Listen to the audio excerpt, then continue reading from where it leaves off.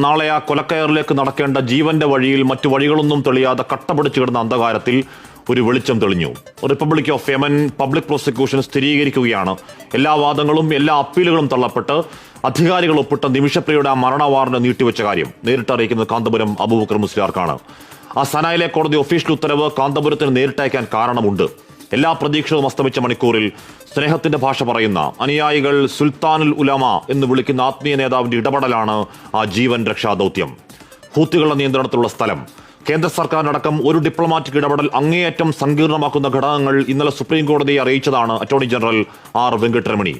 അങ്ങനെ എല്ലാം അസ്തമിച്ച് ശിക്ഷ നടപ്പാക്കാൻ 24 മണിക്കൂർ പോലും ഇല്ലാത്തപ്പോൾ അടഞ്ഞ വാതിലുകൾ തുറക്കാനിറങ്ങിയതാണ് കാന്തപുരം. ആ രാജ്യത്തെ സൗഹൃദങ്ങൾ, സ്വാധീനങ്ങൾ, യമന്റെ ഗ്ലോബൽ മുഖം ഷെയ്ഖ് ഹബീബ് ഉമറുമായി പതിറ്റാണ്ടുകളുടെ വ്യക്തിബന്ധം ഒക്കെയൊക്കെ കാന്തപുരത്തിന്റെ കരുത്തായി. ആ വ്യക്തിപ്രഭാവത്തിന്, മാനവ സ്നേഹത്തിന്റെ വക്താവിന് ആദരവുകൾ, ദീർഘായുസ്സിന് പ്രാർത്ഥനകൾ.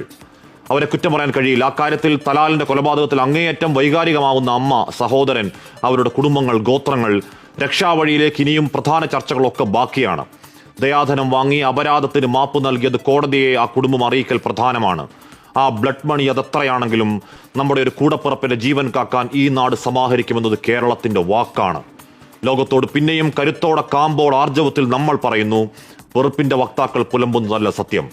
വീണ്ടുകിടക്കുന്നവന്റെ ജാതിയും മതവും തിരയാതെ ഏതൊക്കെ വഴികളിൽ, ഏത് പരമാവധിയിൽ പോയും കൈപിടിച്ച് കയറ്റിലാണ് ഞങ്ങളുടെ ശീലം. ഇതാണ് Kerala story, the real Kerala story.